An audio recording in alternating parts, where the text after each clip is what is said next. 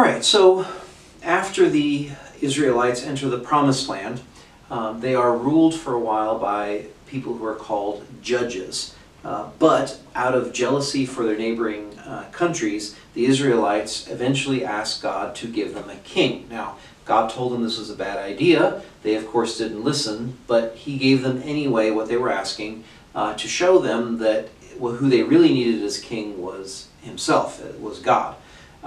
But He has Samuel anoint Saul as the first king, and then after Saul disobeys God in a very grave way, He then has him anoint David as king over Israel. And David is the one who unites the country, and it is from David that Jesus is descended. Jesus is a king born from the line of David.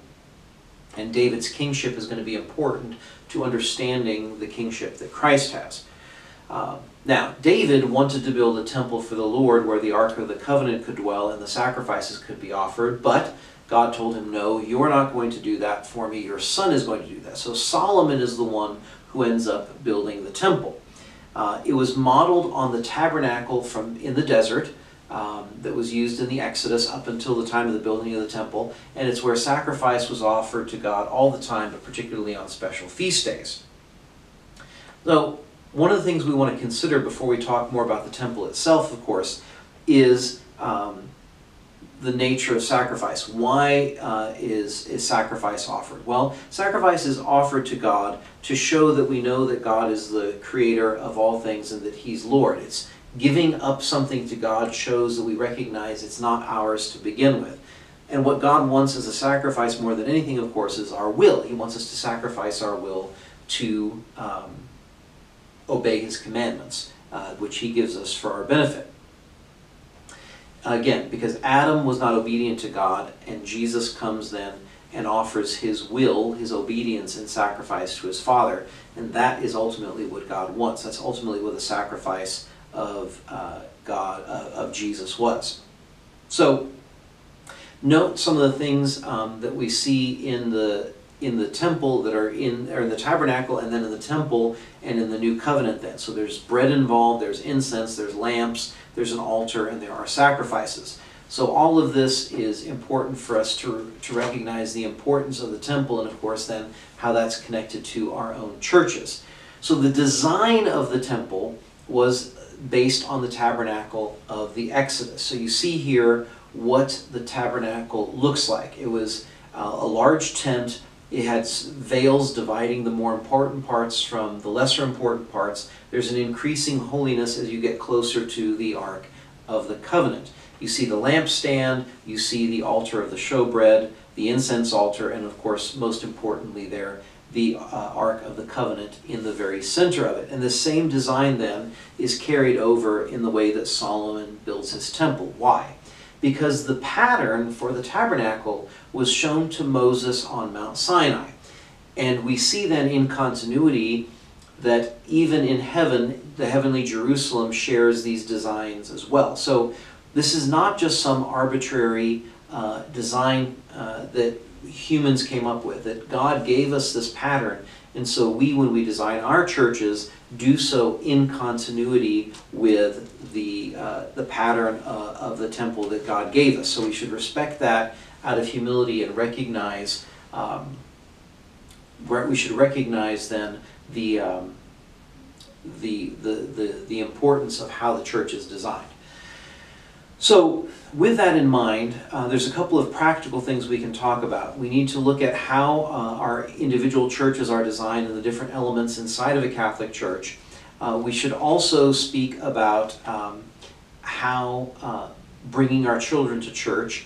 You have the materials on that, but just as a quick summary, because it's so important, is because of the importance of where we are at Mass and what's going on, that we want to maintain the solemnity of that. Now, as we all know, raising children is difficult, and we all know that children are going to be children. So really what it comes down to is the obligation that parents have is to make sure that they do what they can to make sure that their children are not a distraction without avoiding bringing their children to church, and that's very important. We want children in church. The only thing is that if someone can't focus at Mass, because of children, smaller children, louder children, the people that should not be able to focus are the parents of the child, not the rest of the congregation. So if there is a place to go, if there's a place to take the child where they can still see or participate, but without making as much noise, we need to respect that. But again, it's important that they come and that we are charitable towards others, and so that we don't interrupt, especially some of the more solemn parts of the Mass, and even during the preaching, which can be difficult to follow with the distractions. But just remember, and this is always important that parents remember this, that your inability to pay attention because you are doing the right thing by bringing your child to church is an acceptable sacrifice, and that you're not being able to pay attention is okay as long as you are doing your job, fulfilling your responsibility with your children. So don't let that stress you. Don't let that be a reason to keep you away. A couple of things to remember to go over on reverence in church. So we have to set the example and do it ourselves, and then of course teach our children. We want to be up on time. We need to sit up front when possible, although sometimes it's necessary to be closer to the bathrooms or a quick exit, for example. We don't chew gum. We don't sleep. We don't talk except when we are praying to God. We certainly don't run in the church. Men should not wear hats in a church. We should certainly be paying attention the best we can, listening to the readings from the sacred scriptures, to the homily and the prayers of the priest, responding whenever our parts are in the Mass, not the priest's parts, our parts, and to be careful with everything that is in the church, to respect the things of the church, because we should safeguard them and treat them not only with respect, but also so that we don't have to constantly be wasting money buying new things because we're not treating them very well.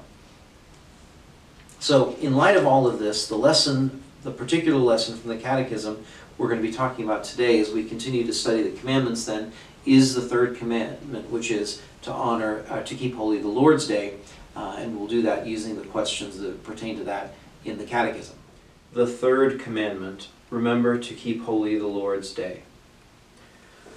So there are two particular aspects to this commandment. The first is to honor God in a special way on Sundays and holy days. So we're required to assist at the holy sacrifice of the Mass on Sundays and holy days of obligation. Now, we want to be very clear. We are never bound to the impossible. We are never required to do something that we are not actually able to do. And there are legitimate reasons, not excuses, but legitimate reasons why we may not be able to assist at the holy sacrifice on Sunday. So, for example, if we are taking care of someone who's sick and there's no one else to take care of them, then we are excused if we are taking care of them from going to Holy Mass. We would also be excused by legitimately not having transportation. Obviously, again, that legitimately means that we've tried to find the transportation, we actually can't make it even if we have to walk, etc. But so we are not bound to that, but we are bound otherwise to assist at Holy Mass. And we should also pray, read holy books, and spend time with our family on Sundays and holy days. They should be days of rest.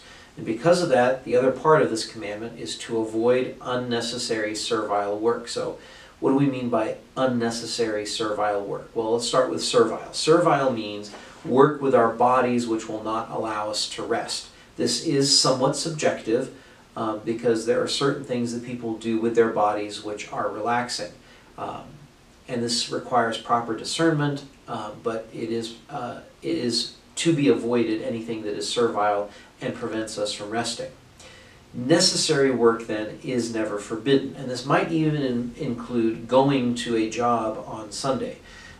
Given our economy and other factors, it may actually be necessary for someone to have a job and work on Sundays, especially since many people are not their own bosses and cannot dictate their hours. The key here is that for those who do, they should be looking for different work and try and fix that situation, but they're not sinning if they, in order to support their families, which is their duty, that they have to work on Sunday. It is necessary, however, to plan ahead. We shouldn't be doing servile work, unnecessary servile work on Sunday, that could have been done the other 6 days of the week. Obviously, there are some things like washing dishes which have to take place on the day that the food was eaten, but we should plan ahead. And this might also mean that we have to sacrifice other activities if they keep us from fulfilling our duties during the other 6 days of the week, and thereby forcing us to work on Sunday, profaning the Sabbath.